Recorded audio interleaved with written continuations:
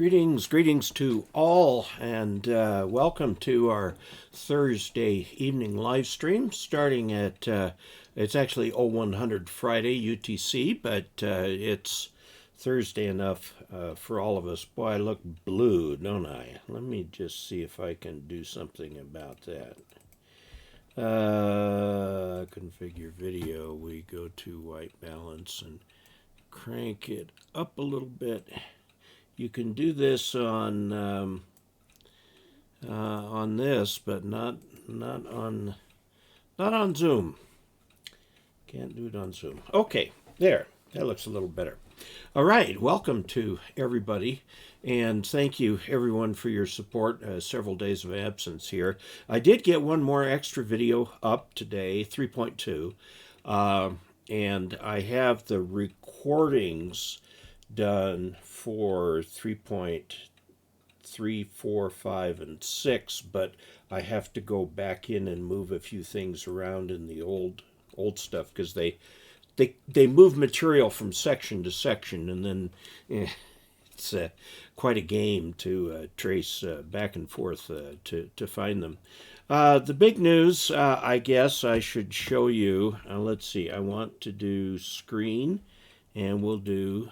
No, wrong one, sorry. There, that's the screen. I hope you all can see that. That's me standing in front of my new airplane, new to me.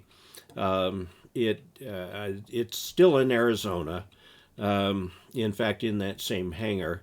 I've got to find a place for it up here, but I did get the airplane. And my wife took the picture. She actually sat in it before I did.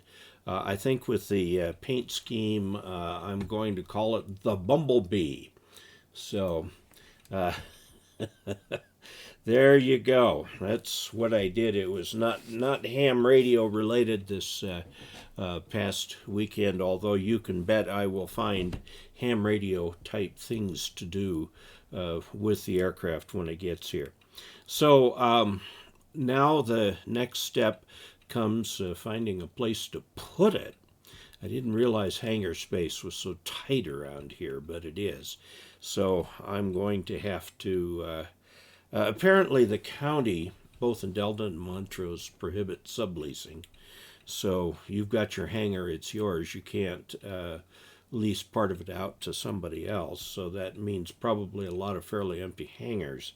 The sports aircraft is not very big, as you could see, and I just need a corner of a hangar, but we'll figure that out, and we'll get that. So I got the insurance taken care of.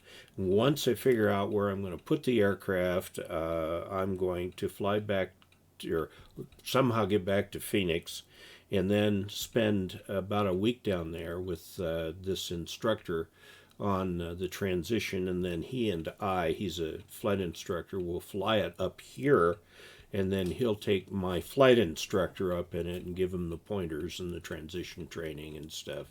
And then he'll go back to Arizona, and I'll be up here with my flight instructor.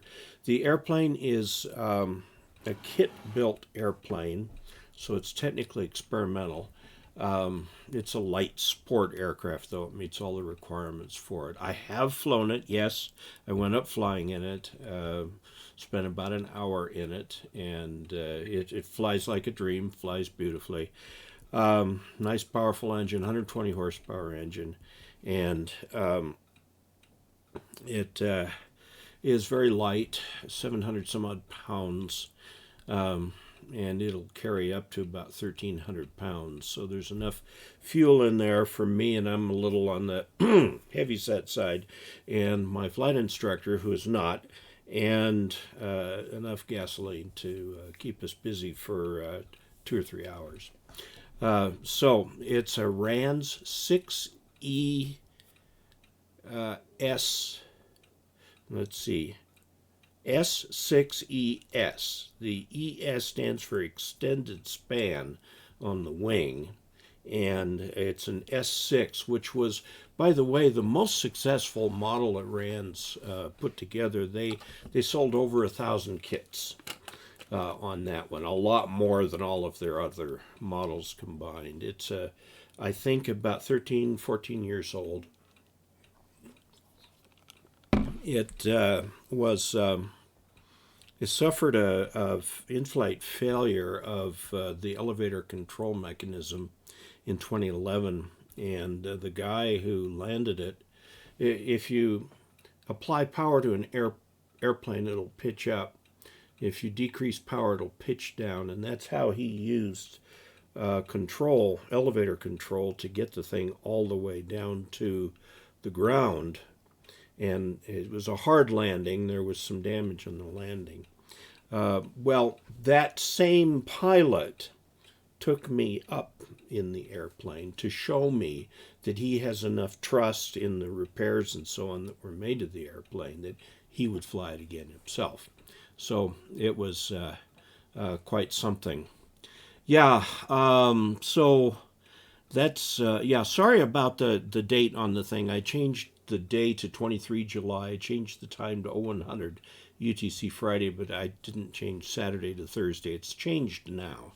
I don't know how it'll show up on your live stream, but it's fixed there. Yes, I'm very, very pleased with this. I did not fly in on it. I don't have a place to put it yet. I figured, well, between two different airports near here, I can find a place to put it.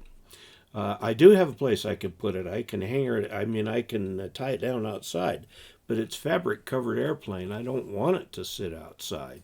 So I've got to find somebody who'll let me stuff it in a corner of their hangar or something. Okay, let's see. Had me on the phone from, oh, okay. Yeah, what model planes? RANS, R-A-N-S. The kits are made in Hays, Kansas. No. Hays, Kansas, Hays, Nebraska. Somewhere in the Midwest. They're made in the Midwest. It was put together by a guy who, after that mishap, sold it to the guy that I bought it from. And the guy that I bought it from is a former RANS dealer, so he knows how to take care of the planes. Yes, it was very hard to leave it behind when I came home, and I laid down to take a nap today, but all I could think of was that airplane, so I didn't get a nap. Yeah, the Bumblebee, it looks like a Bumblebee to me. I think I'm going to have my wife paint a Bumblebee logo on the side of it. Can I make it from Phoenix to Montrose in one tank of gas? No, we're going to have to stop on the way. Is that considered short takeoff and landing? Not really. I mean, it doesn't take a lot of space to take off or land, but it's not designed to be short takeoff and landing. There are some aircraft that are short takeoff and landing, and you can see pictures of them on the air. There's one that's quite famous called Draco, which has been since crashed, but it can take off in about 9 feet. It has these great big tires on it. I watched it at one of the competitions. This was via video. Watched it. The wheel did not make a complete turn before it lifted up off the ground. That's short takeoff and landing and this is an airplane, not a helicopter or something like that. So, yeah, build a hangar for it in my yard, I guess. Hays, Kansas is right. Okay, in the middle of nowhere, but yeah, well, it's in Kansas. It's a lot of farmers' fields there. And this is Glenn from Far West. Hello, how are you? Okay, well, we're actually here to talk about ham radio, so we'll do that. Let's talk about the status of the extra videos. I've done the videos for chapter 1, chapter 2, and have started into chapter 3. My assistant is taking the 2 books and marking in the old book the things that were deleted or moved, and in the new book marking stuff that's new or moved. so that I can start going through these and combining and putting everything back together. My goal is one a day until we get them done. So it's going to take me the rest of July and into August. And I'm kind of putting the rest of the channel on hold until I get all of these extra videos updated, because I know that there are a lot of people out there who really want the updated videos, and I'm very happy to do this for you. My channel started out, many years ago, by my doing a series of videos on technician training. And I opted to take the ARRL manual and go one video per section. Not one video per chapter, but one video per section in the chapter. And I think it took 20 some odd videos to do the tech. And then I did general, and then I did extra, and then after that started Ask Dave. So by getting those extra videos updated, that kind of takes me back to my roots on YouTube. And I get a lot of people who say they use those videos. And so, if you are using videos for tech, general, or extra, let me know when you pass your test and what your call sign is and so on, because I'd love to hear from you. I appreciate that. The extra videos, when I first put them together, were technically challenging.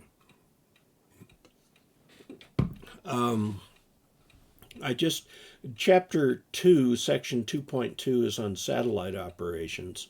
Fortunately, there'd been essentially no changes, so I was just able to put a new introduction to the video saying that it was current. And then I went through and looked at all the stuff I did for satellites. Good grief, I'd forgotten how much work I put into that. It doesn't just go through the test questions, but it talks about satellites, talks about the concept of orbit, talks about how we get there, all of these kinds of things, what happens, and then talks about the telecommunications equipment that is available on these satellites for you to use. And what's interesting is they throw all this in the extra book, but technicians can use those satellites. You don't have to be an extra to use the satellite. You can do it as a tech. So why not? But they choose to put it in here. Okay, Bumblebee looks great. Okay. I know your club uses those videos. Your club, Don, great, absolutely. Okay, this first question is from Don Kooiman N7QXZ. And he says, do you have any videos for the current extra class? There's always a question in here about the updated videos. The answer is yes, I do, but I have been remiss in updating the list. If you go to ke0og.net/extra, it's got the list of videos there, and I need to go through as I update them and put the status of those videos in there, and I promise that I will do that. Okay. What is the most motivating factor to step from general to extra? The biggest, of course, is spectrum, HF spectrum, on 4 bands, 80, 40, I think 20 and 15. You get about double the spectrum, and it has long been said that you get the juicier DX, but there's plenty of DX in the general bands too. But you get more spectrum. There is a definite prestige factor associated with it. But those are the tangible benefits for doing it. But also, as you learn the extra technical material, there's a lot of stuff in the technical material that you're not exposed to as a general.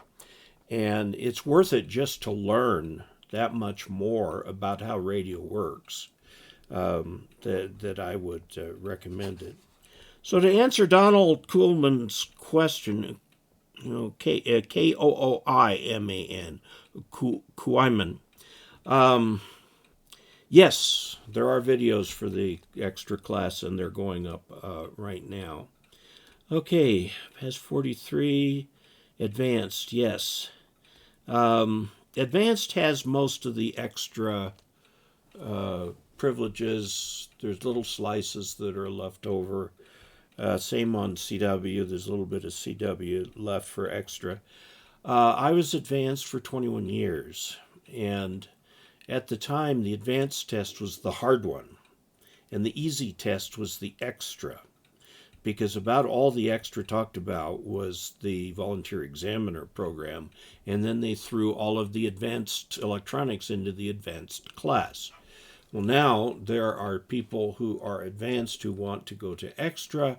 You got to pass all that hard stuff all over again. Okay, so this is from Andy B. G0LLX, Golf Zero Lima Lima X-ray. I'm planning to get on the air 40, 30, 20, and 17 meter bands. Main area of interest is CW. Okay, but as with a lot of people, my main worry bead is the antenna and what I can do within my space constraints. I'm not sure how effective an end-fed long wire antenna would be, albeit with an ATU. Actually, they can be very effective. A long wire antenna on 40 should be more than a wavelength long, substantially more than a wavelength long if you can. And then, of course, it will be a long wire on 30, 20, and 17. Now, you will get funny radiation patterns with a long wire antenna. They will tend to be in the direction the wire goes, is the direction where your propagation will tend to go. They're not omnidirectional. They are a little bit directional, but they're not massively directional. The other option is an HF vertical antenna. And he asks about the MFJ-1795. I think we looked at this one last week. Was it MFJ-1795? Let's go to MFJ and go up to MFJ-1795.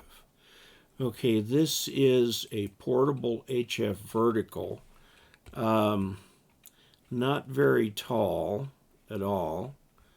Okay, 7 to 10 feet tall, adjustable. Okay, now the thing, it's got to be highly loaded to do that. Now, let me just talk a little bit about loading an antenna. Loading means to shorten the antenna, which makes the antenna capacitive, and then adding inductance at the bottom. The inductor does not radiate much. It's the straight part that radiates. And it can radiate very effectively. It's tuned on whatever band it's tuned on. The thing is that as you add loading, you start to jack up the Q of the antenna, and that means that its frequency width drops. And on an antenna as short as that MFJ 1795, you're not going to cover the whole band probably on 40 and 20.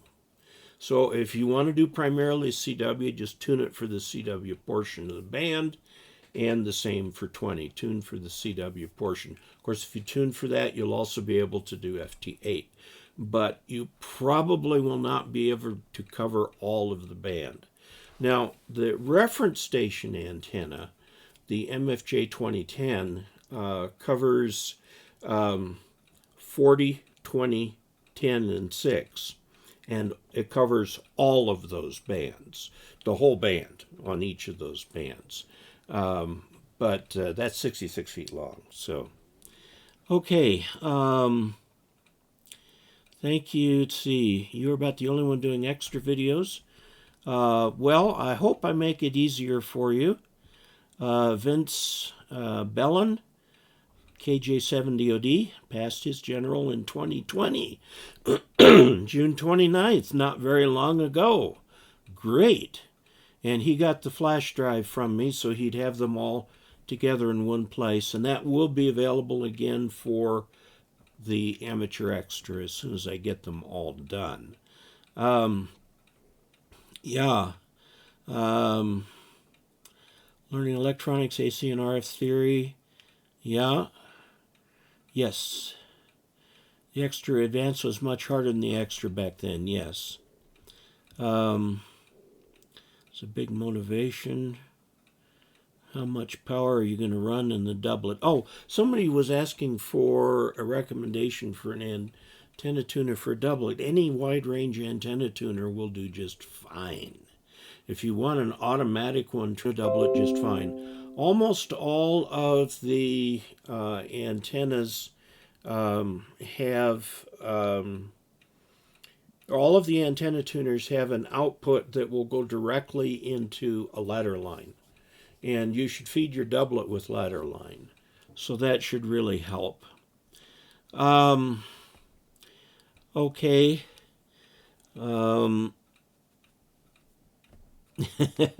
Don DeGidio said he accidentally passed 20 words per minute code when he passed his general, and so he had a CSCE for that, which gave him a year to pass advanced and extra, and he did that. Great. Okay. A lot of junk out there, so it's hard to tell what's good. MFJ Versa tuners have the 4-to-1 balun in them. Yes. Okay, I am going to hide that particular message. The baluns are, I don't know if they're current or Volten. I heard that a 1-to-1 current balun is the best for going from balanced to unbalanced. Well, it depends. If you have an antenna that's split in the middle, yes, you want a current balun. But you can also do very nearly as well, just with a simple choke balun, and it's cheaper. I did a video on baluns, and I remember addressing this controversy back then, but I don't remember then. Yeah, I can't do my 20 words a minute either. I'm at about 10. Okay, so I'm building an 80-meter doublet. Yes, a long one. How do you hook up a lightning arrestor for doublet if you want to run the window line all the way to your ATU inside the house? What I have heard people do, they'll take a metal sheet and they'll drill and put spark plugs into it, okay, and put nuts on the bottom to snug those down, and then ground that plate, and then they'll put them about this far apart, and then when they run the wire in, they'll strip the wire and put each side to one of the spark plugs, and then that way, when the spark plug is not sparking, it's just a high impedance, and so it'll be just fine. But when you get a sharp spike down there, the spark plug sparks, and it will short out the connection to the ground plate. That's what I have heard of people doing. I don't know that I've ever seen an actual commercial lightning arrestor for window line or ladder line. If you find one, if somebody finds one, let me know. I would like to know about that. Okay, the MFJ-993B is a very nice antenna tuner. I have one. It is not part of the reference station because we got an antenna that does not need to be tuned to be used with this reference station. And we've got tuned antennas so that we just use the internal tuner that comes with the radio. But I have the 993B and I really like it. Okay, Christopher Adams passed Tech in General last month. Oh, very good. Thank you, Chris. Hello, Tricia, my sister. How are you? Let's see. Appreciate all you do. Thank you, Mr. G. Okay. Do you have any advice for using a Gap Challenger DX? I've heard it's a good antenna. I've not tested it myself. Colin keeps saying he's going to send me something, but he never has. The MFJ-4601 will allow a balanced line into a shack via a window. That's a pass-through for various things. They've got all different kinds of pass-throughs. If you've got sash-style windows, those are the windows that go up and down. You go up a little ways, put this device in there, and then bring the sash down on it, and it will weather seal it. So, what happens if the impedance happens to be low at a particular frequency? Well, again, we're looking for a match between the antenna and the combination of the antenna and the transmission line and the radio. Some antennas will have low impedance. If you put up a full-size vertical that's actually resonant frequency with the ground radial system, it'll only be about 30 hertz. So right out of the box, you're not going to get a 1-to-1 SWR. You're getting about 1.6 to 1. So either put a tuner in there, which you will need to do for other frequencies, or if you're just using it on one band, some kind of a impedance match arrangement. MFJ does make tuners that are good balanced line tuners. DX Engineering makes a balanced line arrestor made of 2 spark plugs. Okay. Doesn't let me Google DX Engineer ladder line surge protector. Okay, I'll do that. Oh, the Wireman. Well, DX Engineering may sell it.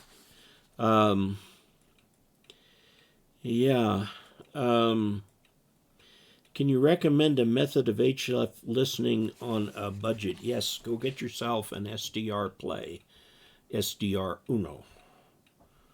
SDR Play is the manufacturer, and the model number is the RSP1A. It's about $100. It's a very fine radio receiver that goes from VLF all the way up into the microwave bands. Now that connects to your radio or to your computer. So antenna comes in, the computer actually powers it through USB.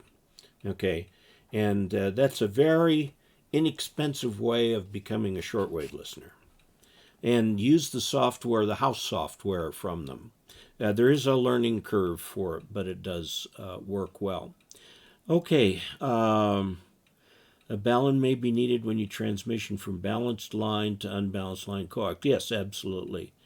Baluns are transformers. Okay, they will match, but they're just impedance transformers. Let's not. Let's not get into that. 30 ohms, 50 ohms is pretty low impedance, yes. Low impedance is a good thing because that's a match. Now note at low impedance, the impedance is the ratio of the voltage to the current. If you have higher impedance line, you're going to have a higher voltage and lower current. It's the current that creates the ohmic losses. I²R losses, not the voltage, the current. And so at the higher impedance the line, the less loss there will be on the line. That's why ladder line and window line have such low loss. Okay, we better keep going. We're a half hour into this. We've done 2 questions. This is from Rich Salisbury, KO4BVP. He got his ticket in February, then general in March. COVID interrupted his plans for the extra, but we'll get it soon. My question is about emergency communications. He is also a Mormon, and he has been called to serve on the Emergency Communications Committee of the stake in Huntington, West Virginia, large geographic area. Rich, I have some data I can send you. It's actually on my website. I'll send you the link for that. It's got sample communications plans and so on. By the way, that's how I got started on this channel. I was called to the same position, and I thought, well, you know, I'll teach a technician class, and I had 4 people. The problem with this area that we're in is it's very sparsely populated. There are just not a lot of people in western Colorado. And so I put some technician classes online. Well, nobody in western Colorado was interested, but I started getting feedback from all over the country. You know, I wasn't even thinking that YouTube is worldwide in its reach. And I got all kinds of encouragement to continue. So I've been in this YouTube thing ever since. Okay. Have I ever seen a Hermes Light 2.0 SDR HF transceiver? Don, I have not. About 6 weeks before Column said he'd send you an antenna, several suggested us do that. His reply was that Dave can afford to buy one. Well, if he would tell that to me, I'd buy one. I have the channel funds. I can buy one. So why don't I go ahead and buy a DX Commander, help Callum out? You know, it's just confusion. He says, Dave, I'll send you something, and then it doesn't come. Well, if he's going to send me something, I didn't say, I'll send you a payment back. I'll just buy a DX Commander, and we'll see what we can do with it. Okay. This one is from K7ALM, Stu, saying, hello again, Dave, and using the FTDX 1200, which has triple conversion superhet receiver. It's, by the way, very nice radio. I have heard him say that SDR radios like the SDR Play DX, which is the middle level of those SDR Play radios, do a superior job of processing incoming signals than I'm experiencing with my FTDX 1200. Your thoughts? Well, let me give you my thoughts on that, okay? I challenge you to tell the difference under identical circumstances. They're both fine radios. The SDR Play is designed for faint signals, but then again, so is your FTDX 1200 is designed for it. I think you will find that you have more interference fighting features in your 1200 than the SDR Play radio. The SDR Play radio is designed to be what they call a radio spectrum processor. Okay, it takes a whole big bunch of stuff and gives you a display of all of that. And it is a very sensitive receiver. But now you got to remember, we are at the point in radio technology that the railroad industry was in the 50s. They had these very fine but expensive and hard to operate steam engines that worked really well. The steam engine had maxed out its technical capacity. And then they had these diesel engines, which had a lot of promise, but not a lot of pulling power. And it took several years to make the transition between steam and diesel. And we're doing kind of the same thing with SDR radios. The new SDR, the 7300, is a masterpiece of engineering, but it is a little bit susceptible to strong signal interference, okay, which good super heterodyne won't have an issue with. So what you're going to find is that there are what I call edge cases. You know, way out in the nether regions of this signal is weak. It's got auroral propagation. So it sounds watery, and it's Tuesday, and the tides are high, and so this receiver does better than this one. Well, just change the circumstances, and this one will do better than this one. Okay? So for most ordinary ham radio, something like an FTDX 1200, which I don't think Yaesu makes anymore, The 3000, which is a wonderful radio, but it is a super heterodyne, but it's a wonderful radio. The ICOM 7300, and I've tested the 7610, okay, and they're outstanding radios. Any radio you buy today is going to be a really good radio. Any radio you buy today is better than the best radio from 30 years ago, with a few exceptions like the Collins R390 or 75A4 or something like that, which were those were the steam engines. Those were tube radios. Those were the steam engines of the 50s, and they were the finest radios that money could buy, and they're still very good. So that took a long time to explain, Stu. You've got a fine radio there. This next one is from Subba Victor Uniform 2, November Sierra Lima, which is in India. And he says he's also using an FTDX 1200, but can't set the FT8. He says when he puts it on testing, the push-to-talk works, but it will not transmit, but it will receive. If he changes to data, it will transmit but not receive. Please guide me to changes to be done. Now, I'm going to assume that it's very similar to the 3000. There is in the menu an offset frequency for the data mode. You need to go in and set that. I think if it's 1,000, you need to set it to 0. If it's 0, you need to set it to 1,000. They do something weird in there, and you have to set that frequency right. I think I mentioned it in a video. I certainly put it on my website. So if you'll go to my website, you will see you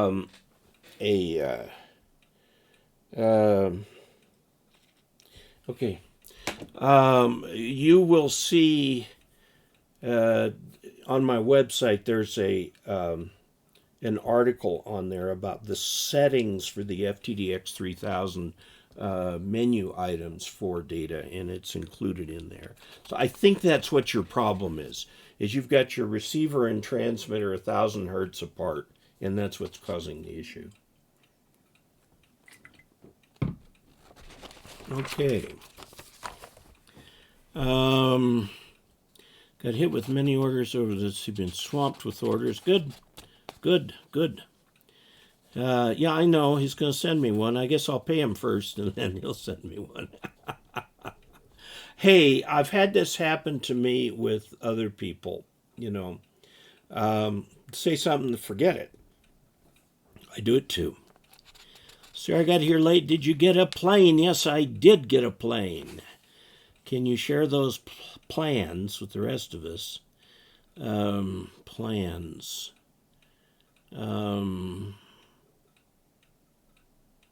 Okay, Jim, tell me again which plans. What's the reason one cannot skip lower level licenses and directly get an extra license? Because they're cumulative. Okay, it's like most people do not go into the third grade without going second grade and first grade. They're cumulative. They're things you learn in the first grade, like your initial reading and so on, and on into the second grade. It's cumulative.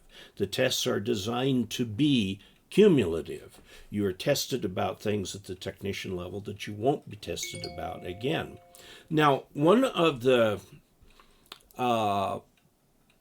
problems, one is safety. They test every license class on essentially the same safety stuff. And in fact, for the extra class, for when we get to the RF safety, I just repeat the general video because it's identical information. It's almost word for word in the books. There's no additional material in there or anything like that. But it's elements 2, 3, and 4. Element 1 was the Morse code. Elements 2 is technician, 3 is general, 4 is extra. You have to pass them in order to get to that point. Okay, so yes, I got a plane. I'll show a picture of it at the end again. I love that airplane. PR and sales boost from one good source at little prices. I wonder how portable it is. coming up. I don't know. We'll see how when I get it. Material's not the same. Yeah, it's not the same for each class, and it is at a level. And yeah, the rules are the way the rules are. Communications plan for the person with the church communications calling. Well, why don't I just go on my website and find it, and everybody can look at it. Screen, so we'll go to dcasler.com, and we don't need to log in. We'll just go here. Okay, now if we go down over here, this is a list of all the pages. Okay, and it's got a section in here. No, there's more. There's other stuff. Is it 10 page for W3AD? I can't remember. No, that was answering somebody's question on a tuner. I said 10 page. It's been up for years. Let's see. Aviation. Reference station. Patrons. Previous. Thumbs. Tech. 10 page. Thanks. Well, amateur extra. General. Got my license. Now what? Ham radio videos. Technically.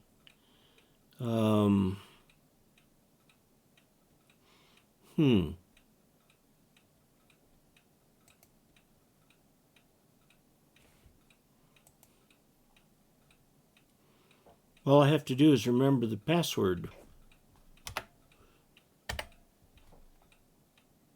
No, I'm sorry, guys. I'm going to have to look up the password for that. Okay. And I'll take the password off, and anybody who wants to look at it can look at it. I don't care. Okay. At least we don't have to pass a practical. Yes.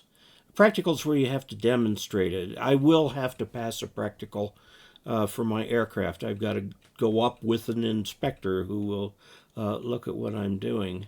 Okay. Okay, in the UK, you have to do both. That's interesting that you have to do that. Okay, let's go back to normal view. There we are. Okay, this is from Mike Carrignton KG0P. He said, Dave, you once spoke with one of your club members that is into balloons. Actually, it's Tom, W5KUB, is major into balloons, high-altitude balloons. They've got a tiny, itty-bitty, very light, like 3-gram weight transmitter with 2 pieces of very, very thin copper magnet wire acting as a vertical on 20 meters. And they're solar powered, so they only work during the day. And these balloons will go up to 40,000 feet in altitude.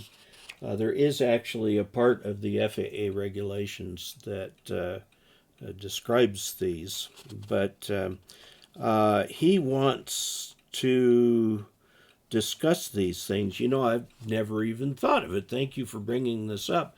I'm on Tom's show a lot.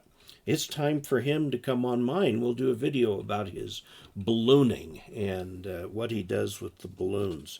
It's a very, very interesting little piece of ham radio. Okay. And the Royal Gorge route, train route, is a tourist train these days. It didn't used to be. It used to be a regular railroad line. St. Paul. And, the Royal Gorge route is beautiful and stunning. You're down in the bottom of a very deep gorge. Okay, David Hold KE5ZZO, I'm sorry. Request video setup, logbook of the world, show where DL, the postcard verify method, the retrieve your certificate, to find your ITU, grid square, CQ zone, IOTA info, how to log, etc. There is a video on Logbook of the World. You can look it up. Also, if you go to lotw.arrl.org,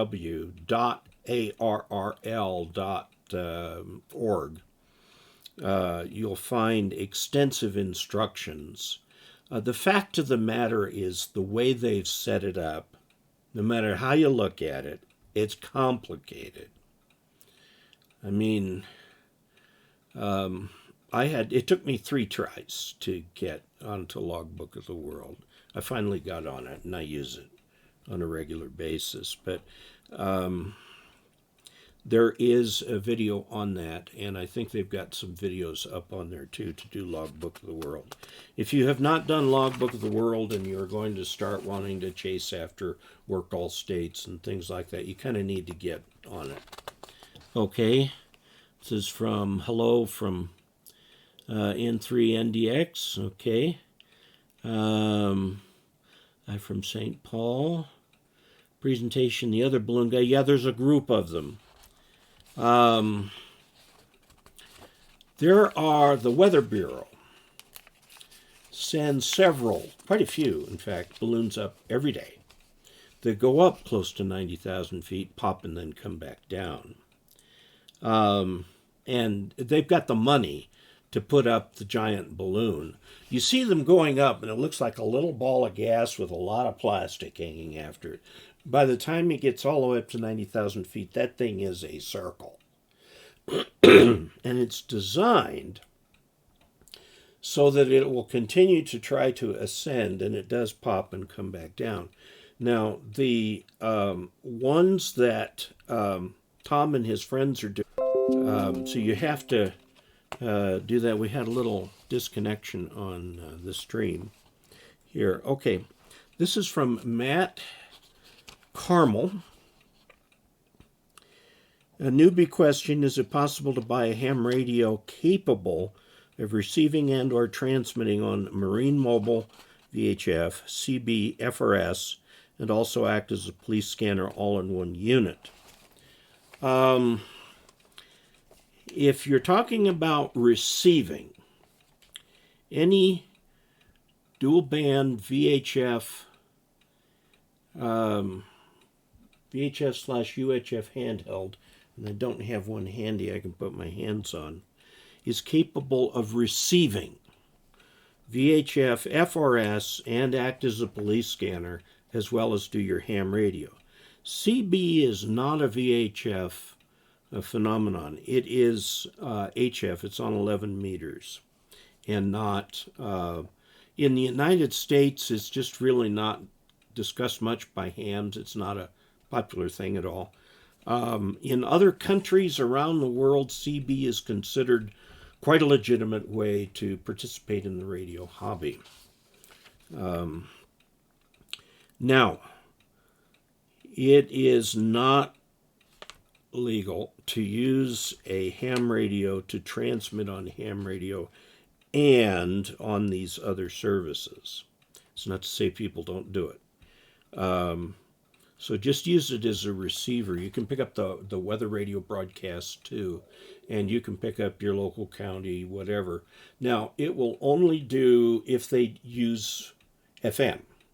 If they're using digital, you won't be able to pick it up because it's encrypted and so on. So it's not a real simple answer to the question there.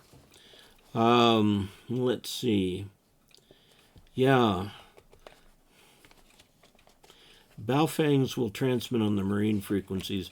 Yeah, and a whole bunch of other services. And the FCC issued a warning letter on that because what they're having trouble with is these things are being sold like at gas stations as two-way radios. And people don't know anything about this. And they start transmitting on what they think is a clear frequency, and it turns out to be the local police frequency. And there have been multiple cases of not only just accidental interference, but deliberate interference with public safety communications. And that's the whole point of having regulations and so on, is to keep people apart from each other and allow the public safety people to do what they do. Yeah, UKCB is a big deal. It's a big deal in Australia, too. Okay, so this is from Blaine Faulkenberry KJ7ECX. The amateur extra thumb drive is unavailable. That's true until I update the presentations. Is that true? Yes, I have taken it down. Great time to study since we're in quarantine. I'm trying really hard. As soon as I get them all up, I'm anticipating by the end of August, but don't hold me to that. That I'll have them done, and then we'll have those thumb drives available again. After I updated the internet here, sorry about that. Okay, this next one is from Kat, K-A-T, from KD4ZLT. Says, I'm new to antenna modeling and 4NEC. Let me show you how that's spelled. This is a popular program in Europe. 4NEC2.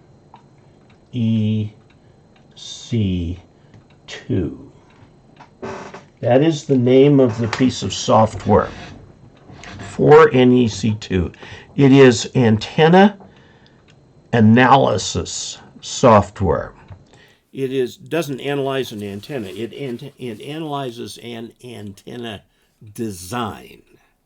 So it's I don't use that one. All of them have a fairly steep learning curve. I haven't used mine in a while, but the 4NEC one is free. Whereas the W6LP, can't remember his name, the one that I have here, I haven't used it in a while. But the learning curve is steep on all of them. You just got to really dig in. And I learn best from examples.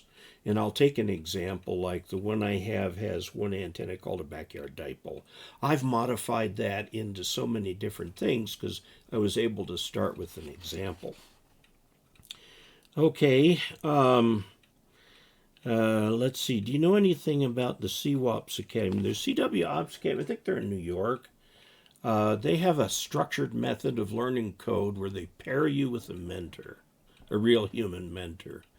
And it works very well, and they get people on CW all the time. Just look at it. Yeah, MMANA. There's another newer antenna analysis program that's better. By the way, NEC2, and I don't know how they did this, but I think it was at Lawrence Livermore, that the government paid them to develop some analysis software for antennas, and they developed a Fortran program that had horrible human factors, but it was NEC2, and it's not National Electric Code, it's National Electromagnetic something or other. Anyway, because the government had paid for it, it was free to the public. Well, the government paid them to do some more stuff, and they came out with NEC4.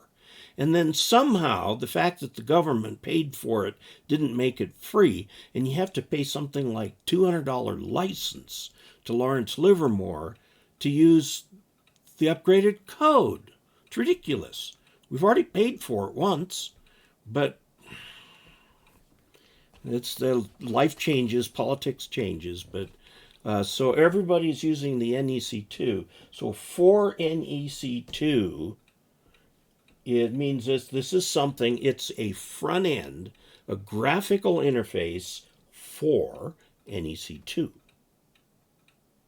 Now, the one that I use is EZNEC, and it again has an interface at the front that will put the right stuff into the code.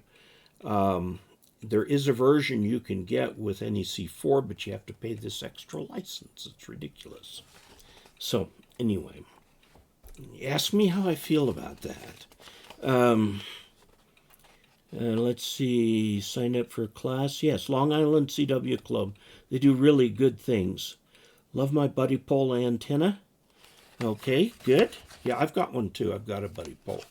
And I paid for that with channel funds. I didn't get that free. Some people give me MFJ is pretty good about sending me stuff to review. I've got their G90 here, and I've already done a video or so on it, and I've been using it on the air and making notes as I use it on the air. And they told me I could return it, or if I wanted to keep it, they'd cut me a deal. So we'll see how I like it if I return. I've got so doggone many QRP radios. I've got two versions, the Micro BITX, version 1 and version 6. I've got a little NorCal something for 30 meters. I've got the BITX 40. I've got a 20 meter one from Oak Hills Research, which is now gone. Marshall M passed away. And I've got an MFJ for 40 meters. And I've got the little QRP Labs on 40 meters. And each of these are radios in and of themselves.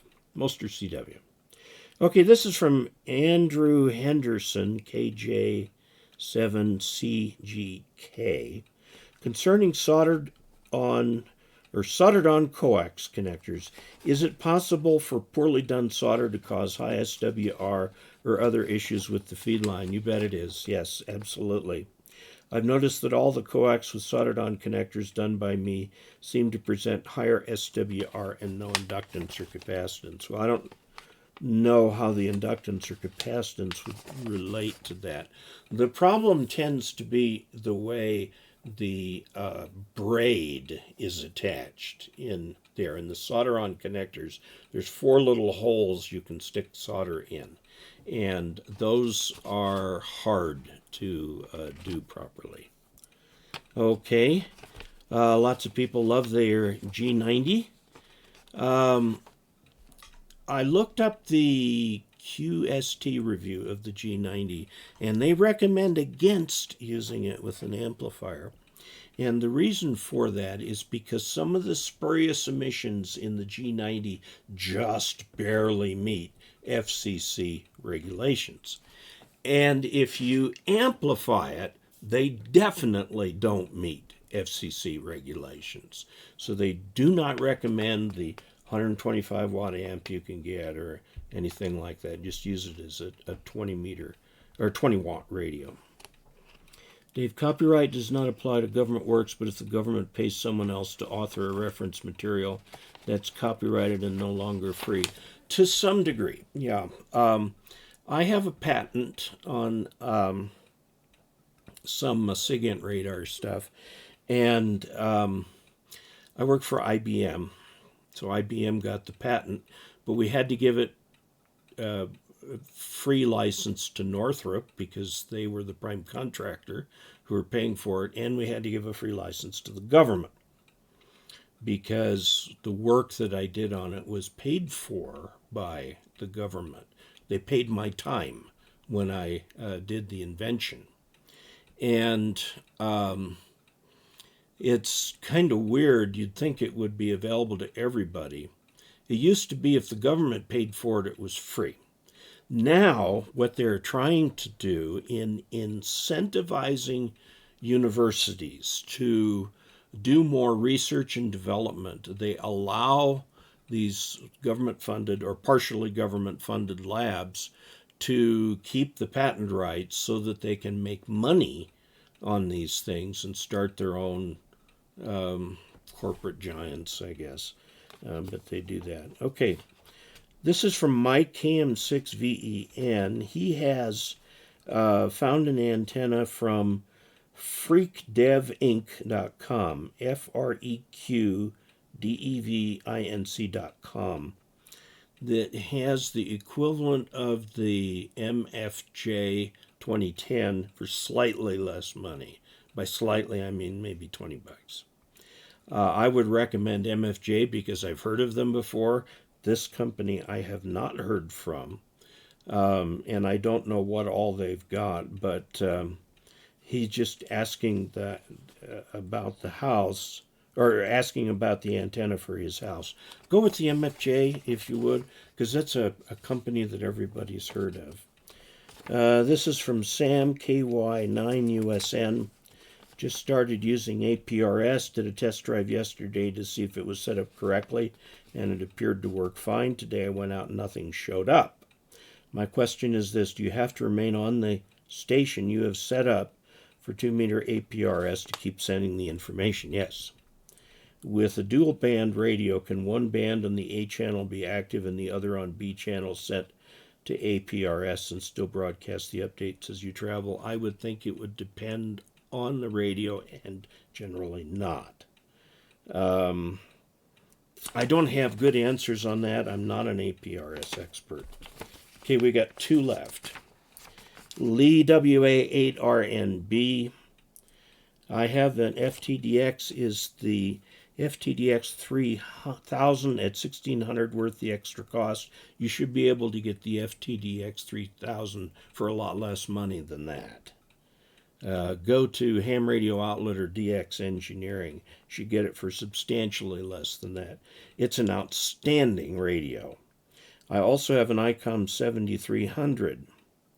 I think you're fine with the 7300. I don't know why you'd, well, you know, again, preference. This last one is from William D. Curlew, KC1JTS. I have an embarrassing question to ask, seeing as how I am an extra class. I just can't figure out FM modulation. Well, I can't answer that in 1 minute. So I'm going to pull this off, and I'm going to do a short video about FM modulation. It's actually really easy. Okay, let's show my picture again. Whoops. I'm sorry, I've got to put this thing on screen and then show the picture. Okay, this is the RANS S6 ES. The ES is for the extended span on the wing, and it has a Jabiru 120 horsepower engine, 2-bladed prop, got double wing bracing back here. It is actually fabric. It is not metal. The fabric cuts the weight down. It's very light airplane. Only holds about 13 or 14 gallons of gas, again, to keep the weight down. And that is my new toy. So let me just pop out of there and pop back to here, and I will be keeping you all abreast on that. So how difficult was the transition from, let's see, radio prepper, yeah, okay. How difficult was the transition from the yoke to the 182? It was intuitive. Absolutely intuitive. I always found the yoke a little unintuitive. You had to do it with your left hand, and you go up to go right and down to go left, whereas with the stick, you go left to go left, go right to go right. Anyway, transmission test, it passed all the frequencies, but barely. Okay. Yeah, K8RMD does real nice videos. Very nice plane, looks like a nice aircraft. Now I got to find a place to put it. Can't very well put it in my driveway. And I'll learn more about the plane as I go and keep you all up to date. So I will say at this point, thank you all very much for participating in this. No one did Super Chat this evening, and that's okay. And it's still open if somebody wants to. We will meet again on Saturday in the afternoon at 1900 UTC on Saturday. And we will continue with more questions and more news about the airplane and all of that kind of fun stuff like that. Thank you for your support. Be sure to check out dcastler.com/support, which shows different ways that you can help fund this channel. And no, I didn't use channel funds to buy the airplane, I used an inheritance I got from my father recently to buy the airplane. So, not using your money to go buy airplanes. Maybe a little to learn to fly, but we'll see. Okay, so we'll talk to you soon. Until we next meet, 73.